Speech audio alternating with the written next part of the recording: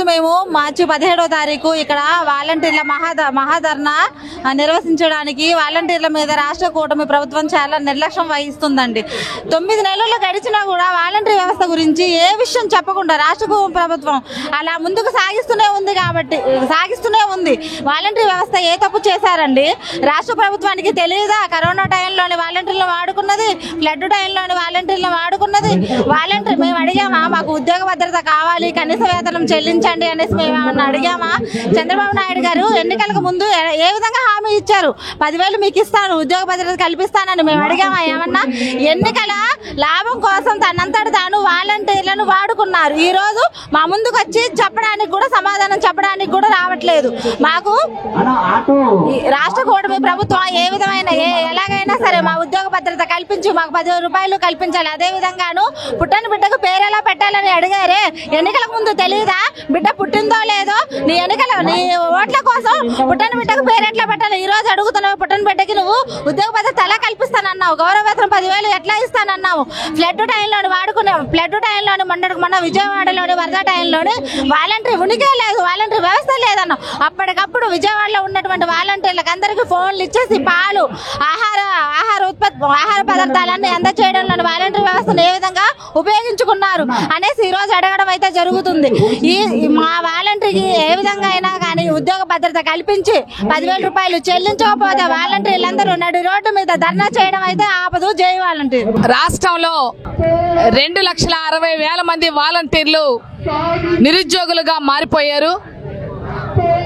గత వైఎస్ఆర్సీపీ ప్రభుత్వం ఈ వ్యవస్థను తీసుకొచ్చింది. ఏ వ్యవస్థ నైనా సరే, ఏ ప్రభుత్వం తీసుకొచ్చినా, ఏ పార్టీ తీసుకొచ్చినా వాళ్ళు కార్మికులుగా ఉన్నారు. 5 సంవత్సరాలుగా కేవలం 5,000 రూపాయల వేతనానికి చాకరీ చేశారంటే ఈ రాష్ట్రంలో నిరుద్యోగం ఏ స్థాయిలో ఉందో, ఈ వాలంటీరీ ఉద్యోగం కూడా ఆ కుటుంబానికి ఎంత అవసరం అవుతుందనేది ప్రభుత్వం గుర్తించాల్సిన అవసరం ఉంది. మేము అధికారంలో ఉన్నాం, ఏం మాట్లాడినా చెల్లిద్ది అనే పద్ధతిలో ఇష్టానికి మాట్లాడితే ప్రజలందరూ గమనిస్తున్నారని ఈ ప్రభుత్వానికి చెప్పదలుచుకున్నాం. కూటమి ప్రభుత్వం ఒక్కొక్కరు ఒక్కో రకమైన పద్ధతిలో మాట్లాడుతూ ఉన్నారు. తెలుగుదేశం పార్టీయే ఎన్నికలకు ముందు 5,000 నుంచి 10,000కు పెంచుతామని చెప్పారు. మేము అడుగుతుంది ఏంటంటే, ఈరోజు వాలంటీర్లు ఉపాధి లేక రోడ్డున పడ్డారు. మీరు ఇచ్చినటువంటి హామీని నెరవేర్చమని అడుగుతా ఉన్నాం. మీరు 10,000 ఇవ్వకపోతే ఇవ్వపోయారు, కనీసం వ్యవస్థను కొనసాగించేటటువంటి పని చేయండి. మీరు ఖజానా ఖాళీ అయింది, డబ్బులు లేవని చెప్తా ఉన్నారు. ఓకే, ఖజానా ఖాళీ అయితే మీరు 5,000 ఇప్పుడు పెంచొద్దు, మీరు తర్వాత సమయం తీసుకొని పెంచండి. కానీ ఉన్న ఉపాధిని ఊడబీగటం ఎంతవరకు న్యాయం అని అడుగుతా ఉన్నాం. మాది అల్లూరు జిల్లా అండి. నా పేరు కృష్ణవేనండి. పాడేరు మండలం నుంచి వచ్చాము. కూటమి ప్రభుత్వం మాకి ఎలక్షన్ ముందు ఇచ్చిన హామీని నెరవేర్చాలి. ఒకవేళ జీవో నెంబరే లేదంటున్నారు. జీవో నెంబర్ లేనప్పుడు ఎలక్షన్ ముందే తెలిసి ఉంటుంది కదా, వాళ్ళకి తెలీదా? ఎలక్షన్ ముందు తెలిసినప్పుడు జీవో నెంబర్ లేదని ఇప్పుడు ఎలా చెప్తారు? ఆడవాళ్ళకి అన్యాయం చేయను, రోడ్డు మీద నిల్చోబెట్టానన్నారు. ఇప్పుడు ఏం చేస్తున్నారండి? జీవో లేకపోతే ఇప్పుడు దాకా మా ఐడితోనే వర్క్ అవుతుందండి సచివాలయంలో. ఇప్పటికి మేము వెళ్ళి చూస్తున్నాము, మా ఐడితోనే వర్క్ అవుతుంది. జీవో నెంబర్ లేకపోతే మా ఐడి ఎలా ఉంటుందండి? ఐడి లేకుండా, జీవో నెంబర్ లేకుండా మాకు సాలరీ ఎలా పడిపోద్ది సార్? అందరికీ జై భీమ్ అండి. నా పేరు సత్యారావు, అల్లూరు జిల్లా పాడేరు మండల ఉపాధ్యక్షుడిని. నేను గ్రామ వార్డు వాలంటీర్ అసోసియేషన్ సిఐటి అనుబంధ సంఘాలను పనిచేస్తూ ఉన్నాను. ఈరోజు 2,60,000 మంది వాలంటీర్స్ రోడ్డున పడ్డ పరిస్థితి. ఎంతో ఉన్నతమైన చదువులు చదువుకుని ఈరోజు కనీసం వాలంటీర్ వ్యవస్థ ఉన్నప్పుడు వాళ్ళకి ఎంతో కొంత ఉపాధి ఉండేది. ఈరోజు అటువంటి ఉపాధిని కోల్పోయి ఈరోజు రోడ్డున పడ్డ పరిస్థితి. ఇప్పుడు చదువుకున్న యువత అనేక మాదక ద్రవ్యాలకి, కొంతమంది మందుకి బానిసలైపోయి ఉపాధి లేక చదువుకొని వెర్రి వాళ్ళ పిచ్చోళ్ళలాగా తిరుగుతున్నదంటే ఈరోజు ప్రభుత్వ నిర్లక్ష్యమే, ప్రభుత్వం ఒక వైఫల్యం. గతంలో ప్రతిపక్షంలో ఉన్నప్పుడు ఏదైతే హామీలు ఇచ్చారో కూటమి ప్రభుత్వ నాయకులు చంద్రబాబు నాయుడు అయితేనేమి, అలాగే డిప్యూటీ సీఎం పవన్ కళ్యాణ్ గారు అయితేనేమి, మేము 10,000 మీకు వేతనం ఇస్తూ మీకు అనేక శాఖలలో మీకు చేర్చే దిశగా మేము స్థానం కల్పించి మీకు కొనసాగిస్తామని చెప్పిన దాఖలాలు ఎక్కడ పోయాయి అని మేము ఈరోజు డిమాండ్ చేస్తున్నాం. ఈరోజు ఖచ్చితంగా ఈరోజు ప్రశ్నిస్తూ ఉన్నాము. ఇంకా మేము ఉధృతం చేయడానికి సిద్ధంగా ఉన్నాము. దీన్ని ఇంకా కొనసాగుతూనే ఉంటాము. ఎప్పుడైతే విధుల్లోకి తీసుకునేంత వరకు మేము కొనసాగిస్తూనే ఉంటాము. ఏజెన్సీ ప్రాంతంలో అయితే కనీసం ఎక్కడ పని చేసుకుందాం మన కనీసం చదువుకున్న యువతకి వేరే మార్గాలు లేక అనేక ప్రలోభాలకి దారితీసి వాళ్ళ జీవితాలని నాశనం చేసుకుంటున్నారు. కారణం ప్రభుత్వ వైఫల్యం. దయచేసి తక్షణమే జగన్మోహన్ రెడ్డి ప్రభుత్వంలో పవన్ కళ్యాణ్ గారు వాలంటీర్స్ ఇప్పుడు పవన్ కళ్యాణ్ గారు జగన్మోహన్ రెడ్డి హయాంలో ఇంతమంది ఆడపిల్లలు మిస్సింగ్ అయ్యారని చెప్పారు కదా. ఈ రోజు తాను పదవిలో ఉన్నారు కాబట్టి వాళ్ళు ఎక్కడ మిస్సింగ్ అయ్యారో తీసుకువచ్చే బాధ్యత కూడా తనకు ఉంది, పవన్ కళ్యాణ్ గారికి ఉంది. ఖచ్చితంగా తీసుకురావాల్సిందే నిజంగా మిస్ అయి ఉంటే. లేదా ఇది ఒక రాజకీయ ధోరణితో మమ్మల్ని నెట్టివేసి రాజకీయ నెపంతో నెట్టివేసి ఈరోజు విధుల్లోకి తీసుకోకుండా కక్ష సాధింపు చేయడం అన్నది ఇది భావ్యం కాదు. పిచ్చుక మీద బ్రహ్మాస్త్రం ఎందుకు అన్నట్టు మేము ఈరోజు రోడ్డున పడడానికి కారణము ప్రభుత్వ వైఫల్యాలే. తక్షణమే విధుల్లోకి తీసుకోవాలి. తీసుకున్నంత వరకు మేము డిమాండ్ చేస్తూనే ఉంటాం. ఈ రోజు యువత చెడిపోతున్నారంటే కారణం ప్రభుత్వ వైఫల్యమే. ఎండపాక మండలం పురుషోత్తపట్నం గ్రామ పంచాయతీ C23 క్లస్టర్ వాలంటీర్ని సార్ నేను.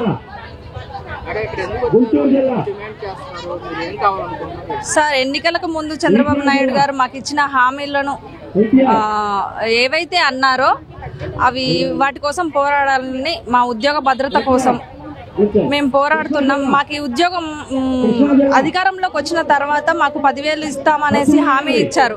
కానీ ఇప్పుడు ఆ హామీ నెరవేర్చకపోగా మాకు ఉన్న ఉద్యోగం కూడా లేకుండా చేసి ఇప్పటికి 9 నెలల నుంచి మాకు జీతాలు కూడా లేవు సార్.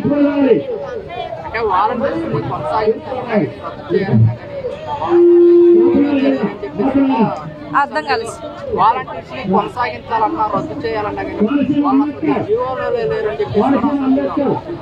సార్. జీవో అని మాట్లాడుతున్నారు సార్. ఒక జీవో సృష్టించాలన్నా వాళ్ళే, తీసేయాలన్నా వాళ్ళే కదా సార్. ఈ రోజు జీవో అని మాట్లాడుతున్నారు సార్. ఎలక్షన్స్ కి ముందు జీవో గురించి గుర్తు రాలేదా సార్?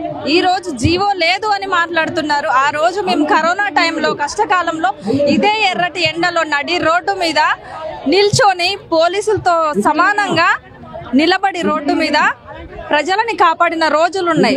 మా కుటుంబాలని సైతం లెక్క చేయకుండా రోడ్డు మీద నిలబడి ప్రజలకి సేవలు చేస్తూ ఉన్నాం తప్పిస్తే మేము ప్రభుత్వాలకి పని చెయ్యలేదు.